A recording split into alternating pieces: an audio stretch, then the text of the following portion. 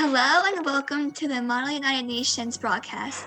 My name is Madeline from the Monmouth County delegation. And I'm Sophie from the Montgomery High School delegation. Due to our all-new virtual format, there have been a lot of changes, such as the experiences and memories we make. Today, we'll also be taking a closer look at the delegates at the conference and which topics they're passionate about. Sophie, take it away. Thanks, Madeline. As each delegate becomes immersed in playing the role of representing their country, let's not forget to go beyond the countries and instead take a look at the individual delegates themselves. So, hi, Ishan. Thank you for answering these questions.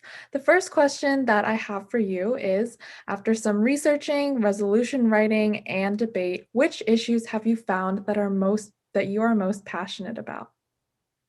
Yeah, thanks. So I think one thing that I love about MUN is that you get a wide, experience, a lot of varied experiences on these issues. And I think the one I found that I'm the most passionate about is probably the environment. And I think it's pretty easy to see because when you're debating resolutions and stuff, most of the impacts, a lot of things like drought, which causes world hunger, and flooding, and which causes infrastructure to crumble in certain areas, a lot of this can be attributed to the environment. So if you have a way of tackling that issue, you can solve a lot of things. So, what are some topics that you found that you are very passionate about? So the ones that I've become most passionate about are definitely like root problems. Like I try to look at these big problems like poverty, starvation, like a lack of infrastructure, and then I want to find like the root of them. So for now, we've been going into the rights of the underprivileged. So I know I've been focusing a lot on education, which I think is like the root of poverty and stuff like that. So, just those root issues and how to fix them, from the bottom up. Wow, thank you. So, just to add on to that question a little bit, what makes them so important to you? Is there a specific reason behind your answer or a specific story? So I like MUN because it's almost like you feel like you're a part of something bigger. Like you're trying to contribute to something that's bigger than you. And I know in YAG, we tend to focus a little more on urgent matters. I know I was part of emergency response committee, which, you have to crank out these like relief resolutions or relief bills.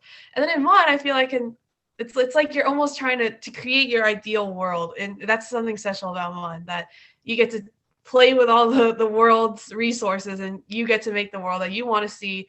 And I'm most passionate about education and about, making long-term plans, because I feel like the world I want to see starts with the young and starts with, small things, volunteers, instating like long-lasting programs. So I found education to be a really, really wide array of, there's a lot of problems around the world. Like I'm from Suriname and, our education program is, well, I'm not from Suriname, but I'm representing Suriname. And, you know, as you look across the board, every single developing nation, there's one thing in common, is that their education system is not up to par or up to standard. So yeah, like that. And then I know I'm working also on a sustainable energy resolution, which also long term, and I'm also working on a disaster relief, which actually impacts poor nations' economies years after the actual disaster. So yeah, always long term. It's really.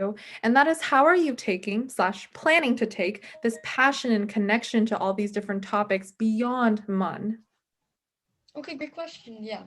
So I think at a fundamental level, MUN has provided me with a lot of skills and a great skill set to kind of communicate and apply myself to not only CE projects in the future, but also to, any communication project in general.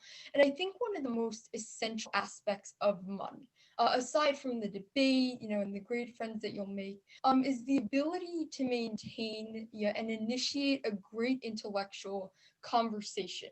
And I think conversationalism and the skill to converse in an intellectual way is certainly something that I can carry with me anywhere I go. It can be applied in many different ways, and yet it's still so essential because you really are able to have a fruitful discussion, and the thoughts and ideas that can come out of a fruitful discussion are essentially unparalleled. And I think that MUN allows me to have a space to kind of develop those skills. And by applying them in other areas of my life, I'll be able to apply skills that I gained from MUN. So, it's essentially unparalleled, and I cannot thank the program enough for all of this that it's given me. So, yeah, thank you. Thanks, Sophie. It's great to see all the delegates in action this year, even though we're all virtual. And on that note, let's take a walk down memory lane with a few of our delegates and look at some of their favorite MUN memories. Unfortunately, due to our virtual conference, it's harder to participate in what we look forward to during MUN, socializing and making memories. So this year, we are reflecting on the memories the delegates have made in the past. Let's hear what they have to share. Hi, my name is Simran Gohel, and I am a third year at Model UN, and I'm the MCVSD rep for the club. And one of my favorite memories is getting to debate random topics during school. So one time at club, we decided who's the best artist of the century, and it was like Taylor Swift versus Juice WRLD. Got some random rappers too. It was pretty fun. Another of my favorite memories is when we're on the bus ride home from conference and we're all discussing our feelings and like our favorite moments of conference, like the happy ones, the sad ones, and we just reflect on everything as a group, and it just makes everyone closer. Some advice for first years is make the best of conference.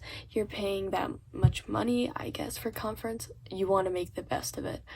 Speak out, make friends. You have the opportunity to do that, so try your best to. Hey guys, my name is Amrit. I'm from the Marlborough delegation, and I think the biggest thing that stuck out to me from my last year's MUN conference was the very last committee session.